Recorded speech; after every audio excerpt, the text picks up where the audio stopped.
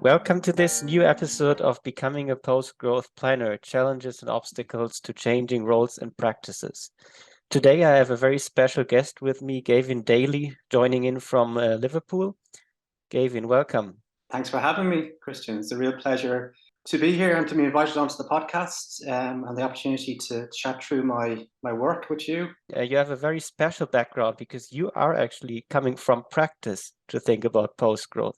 Can you give us an insight about your background? Yeah, well, look, it's great to, as I said, it's great to be here on the opportunity. I've been listening to your podcast, and congratulations to you guys on this podcast.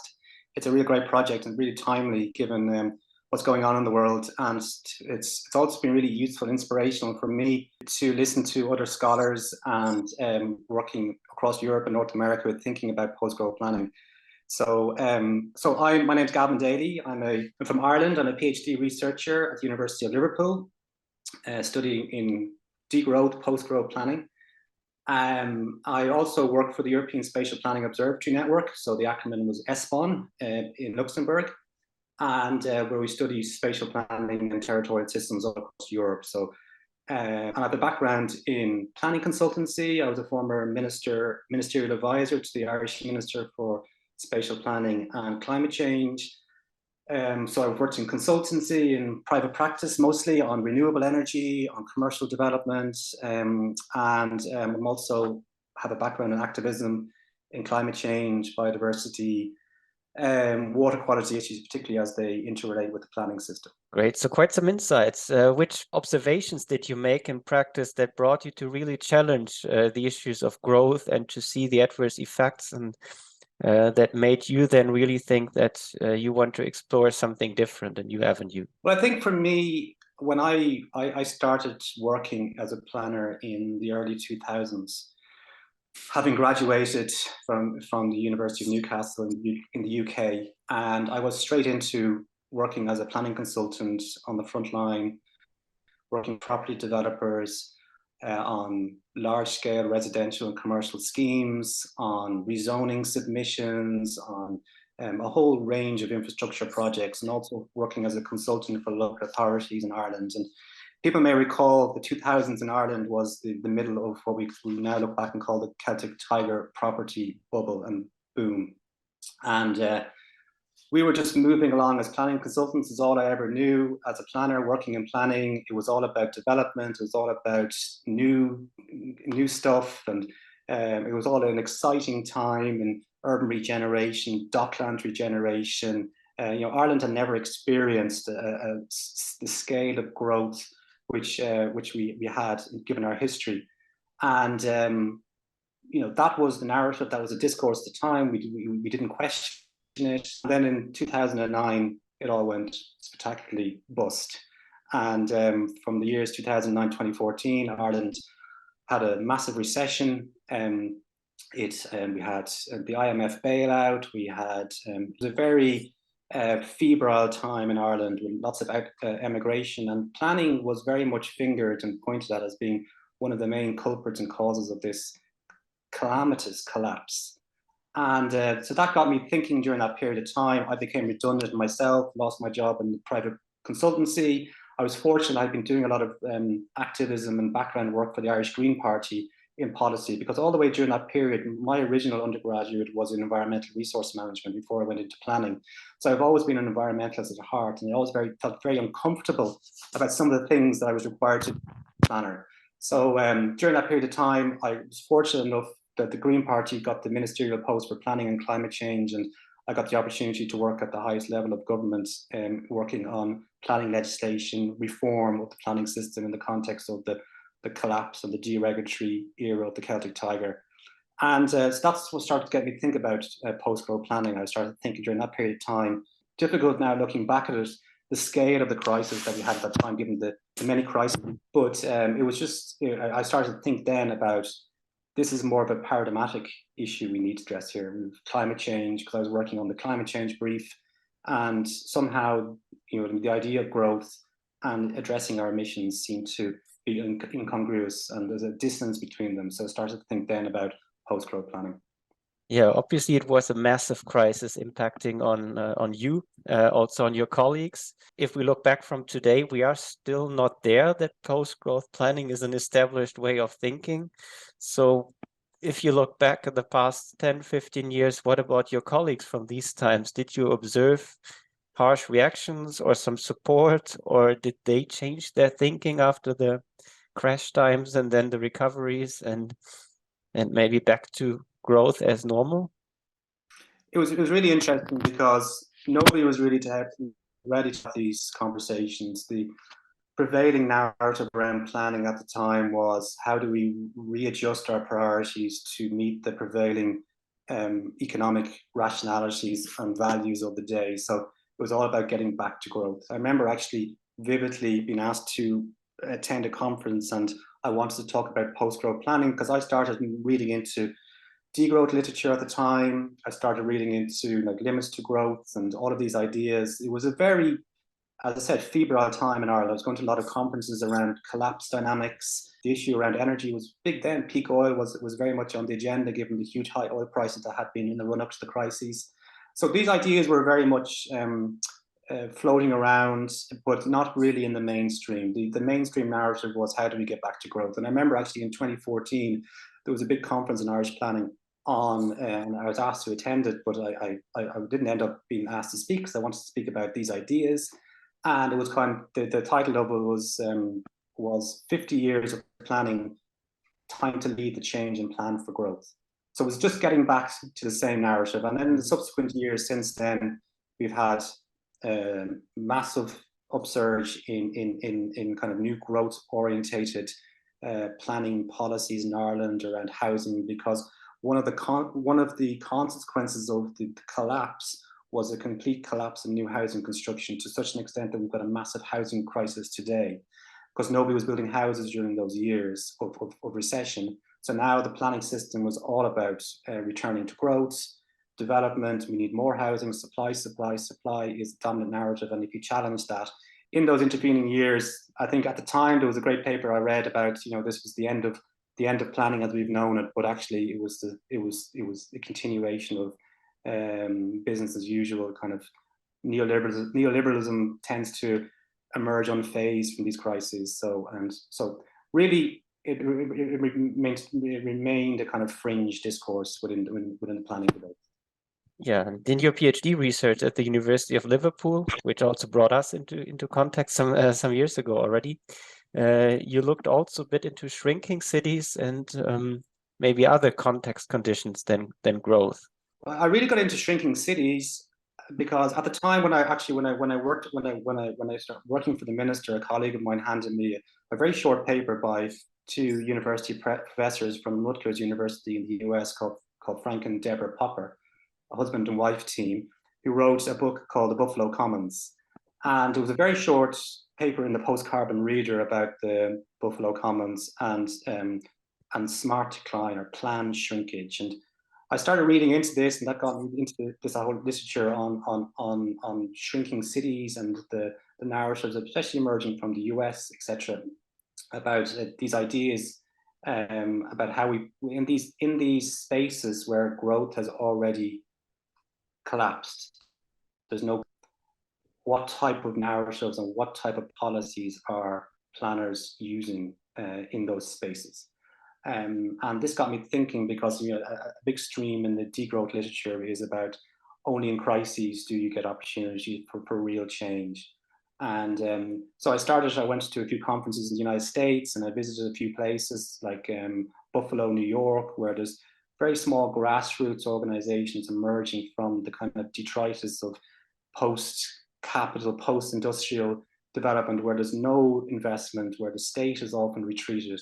And the type of narratives they're developing, well, they're not directly inspired by degrowth thinking. They share many of the values of degrowth thinking around the commons, around conviviality, around urban agriculture, around autonomy. And they're very, in the US, it can be also very racialized. It's obviously, it's a class issue there as well. I start thinking about these issues because these are actual things where they're starting to influence on institutional rationalities and norms in the mainstream. For example, you take the Youngstown plan in the US, Youngstown 2010 plan. This was a plan which explicitly recognized that the population of the city was going to decline, and the plan was built around decline rather than growth. So that's when I started getting into these issues around the crossovers between those two, as shrinkage as a kind of a practical application of degrowth.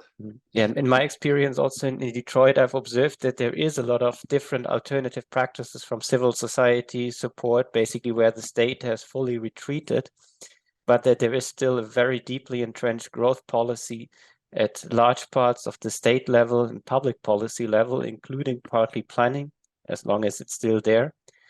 What would you say, how could it help to benefit from shrinking cities as somewhat kind of living lab to learn also for change within public policy, within established planning processes, so to scale up a bit from these niches, from these great civil society initiatives, commons and so forth, that we see emerging in these situations? Yeah, you're 100% right. There's a kind of this niche regime gap, which is, I think, omnipresent in everything we do. You know what I mean? There's always been these criticisms of grassroots relocalization initiatives that they don't scale up to a kind of a macro alternative. And there is criticisms, of course, about shrinking planning, authors who have criticized as just a kind of the next iteration of creative destruction to regentrify, to recommodify elements of that. People, as these kind of grassroots initiatives start to take hold, the areas start to become attractive again for capital, and then move back in. And this there's that seesaw dynamics of disinvestment, reinvestment. Going back to the kind of Marxist political economy critiques of urbanization. But I suppose for me, it's just those moments, those brief transitionary moments of time where, within the kind of the dynamics of capital accumulation, of the urbanization of capital, these moments appear, which are very much fleeting, but there is opportunities in those cracks to think about new ideas for planning. And I think if we can, as I think one of the roles that we have is to try and grab hold of those ideas and scale them up as best we can into kind of, to try and influence academia, trying to influence policy in alternative ways of thinking about what the city could be. So I think, yes, the criticisms are absolutely valid. And at some point, I think it's naive to think that this could be scaled up to an alternative, a kind of a macro alternative, as I said, and influence the wider regime. But I think that's our job as academics, is to try and develop those discourses. Yeah, that brings me to kind of a very interesting question: the role of us as academics working on post-growth into planning, and the way, also maybe the freedom we have to pre-think alternatives that might be relevant for planning practice in the future. In an email conversation beforehand, you wrote that if academia developed alternative concepts, planning could be different. How would you see this, the role of academia to maybe think about these alternatives, propose them? So how far should we go? How far can we go? How activist can we maybe be as academics? Well, I mean, it's a really difficult question, and I think it's one that many activist scholars have grappled with for many decades, as to how we bring these ideas from the margins, from the peripheries, into the mainstream. And I think one of the issues, what drew me to the crisis urban collapse conditions of shrinking cities, as I said, it's really only in crises that these issues start to surface. We even saw it during the COVID pandemic, how some of these issues started to emerge and become more mainstream, although that seems to have closed again now as the pandemic has receded from our consciousness somewhat.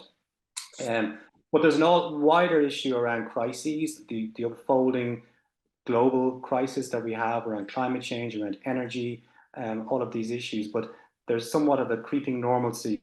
We don't really see these crises directly in front of our faces. So I think I think maybe in the context of the unfolding crises, that I think, I'm not a big fan of Milton Friedman, but one of the quotes he had was that only in crisis real or perceive that these opportunities come to the fore, but also it depends on what ideas are lying around at the time. And I think as academics, we have to be the incubators for these ideas and develop them further and try and push them into the mainstream so that we kind of weaken the institutional rationalities that kind of make growth a common sense within planning norms. And I was struck in my own research, because my research is on the development of the National Planning Framework in Ireland, which is the kind of main national strategic spatial plan for the country. And I'm going around interviewing players about these issues. There is an underlying sense that they understand this dissonance, this contradiction between growth and environment. But they very much fall back into the discourse that we as academics kind of propagate around sustainability, around balance, around cohesion.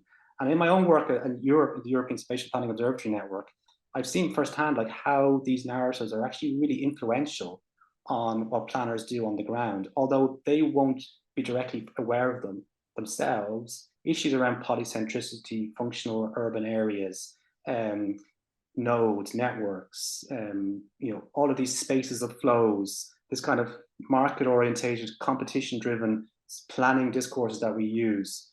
And I think really, as working in SFON, my role is to translate these ideas from the European spatial development perspective into policy and to translate best practices. So I think as academics, we do have a big role. I think sometimes we say to ourselves, we're not having any influence, but actually I think we underestimate the level of influence that we actually have, albeit many planners are not fully aware of where these ideas are coming from. Do you maybe have a guess why there is maybe a lack of diversity of different thoughts of these alternatives that can be offered and could also then be taken up more directly by politics, by policymakers, especially as you're also working at the national strategic level, so not only at the very local level of a small neighborhood where it's, let's say, more straightforward to think of some change, some alternative way of organizing it. Yeah, I think, I mean, I think to a huge degree, and I think one of your previous podcasts, I think it might have been Professor John Barry, talked about academic research and the need for more heterodox thinking within academic research. And like I remember, like, you know what I mean, it was some time ago now, when I came out of university, you know, it was all about consensus. It was all about urban regeneration, kind of exciting urbanization, constant development. It was all about these ideas. We didn't think, and maybe, you know, I mean, nowadays it's a little bit different around the issues that we face around climate change, etc. But we didn't think in these terms. We didn't think about philosophy and depoliticization, the politics of planning. It was very much seen as a kind of value neutral development. We are technocratic. There's no ideology involved here. This is good planning, bad planning, you know, issues around sprawl, etc. And we didn't really get into the weeds of why we're doing what we're doing. And I think there's a big role for academia in kind of in getting those ideas across to students so that they're more critical when they go into the real world of work. Because I can only speak from my perspective. You know, I went straight into the world of work, working as a commercial planner. And it wasn't until I went back to do a PhD some years later that I started to really understand exactly what I had been doing for the previous 10 years. Now, maybe this is an insoluble problem. It's good to get young students maybe to think they need that period in practice so you can look back and see why you've been doing things the way you've been doing things. But it wasn't until I had the opportunity later to do a PhD that I could really delve into these kind of these ideas and thinking. So I'm not sure if that answers your question. I think it's a difficult one. But I do think that as academics, we need to be more provocative. And, you know, what is planning for at the end of the day? It's about, you know, creating a better society. And we know we're probably one of the first generations in human history where we actually know broadly what's going to happen in the future if emissions keep rising the way they are. Yet we're incarcerated by a very short-term myopic kind of culture around growth because we feel like we need to be relevant to debates. So I yeah, if I look into my experience, again, especially around climate change, there is a certain awareness by most or nearly all planners, certainly also in academia. But then the argument easily surfaces, yeah, we all want to do that, but it's local, regional, national politics, so it doesn't get through to politics. Do you have an idea how this works, or what can help maybe to reach further in this way to avoid that it's all put to politics, nothing to do, and then how can change happen? Yeah, I think it's very. I mean, it's important not to be overly idealistic as to the extent that we as planners can change the world. And we can do certain things, and we are very important. And sometimes I think we underestimate how important we are. But when I was doing interviews with planners in Ireland around this issue, I would try and puncture their kind of rationalities using kind of degrowth thinking around the contradictions between, say, growing the population of Ireland, a small country of 5 million people by 1 million people, which is the current plan, and how would that sit with our objectives to reduce emissions to net zero by 2050. And people can instinctively see those two things are at loggerheads. Planners definitely said that to me. It's like, these two things are not reconcilable. And while you push them further, you say, well, could we think about planning a bit differently? They generally always fall back into the kind of sustainable development mantra, technological modernization, eco-modernization. We can, if we build denser, we can reduce emissions. And if you keep pushing them further about concrete emissions and how does that work with you can see that these issues start to kind of fray at the edges in terms of the discourse. But nevertheless, as a professional planners working on the front line, working in local authorities or in private practice, it's very difficult for them to articulate these ideas, even if they were to demur.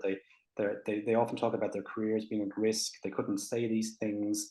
So it is a very difficult challenge. And I think what we knew, to come back to the point, I think as academics, we need to be propagating and disseminating different discourses about what planning could be. I did a paper for ESPON around shrinking regions in Europe because we have a lot of depopulation, especially in Eastern Europe, where it's a demographic crisis. And rather than trying to go for growth in these regions, why don't we think about these regions differently? That we could plan for, greater ecosystems. These areas being rewilded somewhat. Ideas around nature restoration. Well, there's less people living there, but they have a better quality of life. They have better income. But I fully appreciate that we're at the very kind of bottom of the mountain here, and there's a lot that needs to be done as academics to kind of build up these ideas and to try and get them into the mainstream. Yeah, a planning that could be different. We are both working on that, and I'm sure we will continue working on that. And in this part of the debate, towards the end of the podcast, we always ask our guests to give a definition of post-growth planning. Post-growth planning is. So Gavin, to get to the very end, can you finish the sentence, post-growth planning is? I would say my definition would be post-growth planning is the decolonization from the ideology of growth, where we need to deconstruct this constant obsession that planning is not about growth. The basic dictionary definition of planning is not about growth. It's about setting a chart and coursing a chart for the future. And it's all about whether or not what values we want to impart as a planning profession, whether it's about commodification, development, constant expansion, or is it about quality of life, social values, ecological values, living in common, these ideas about making peace with nature. So I think these are the ideas that I think post-growth planning should be about and hopefully will be about. Thank you, Gavin. Thank you for taking us along into your thoughts, into your research, into your long experience in Ireland, in the UK, and also by looking abroad into the US and other contexts. So let's continue the journey towards more diversity within research and also towards more defined post-growth planning that can also then find its way into practice. Thanks a lot. Thank you very much for having me.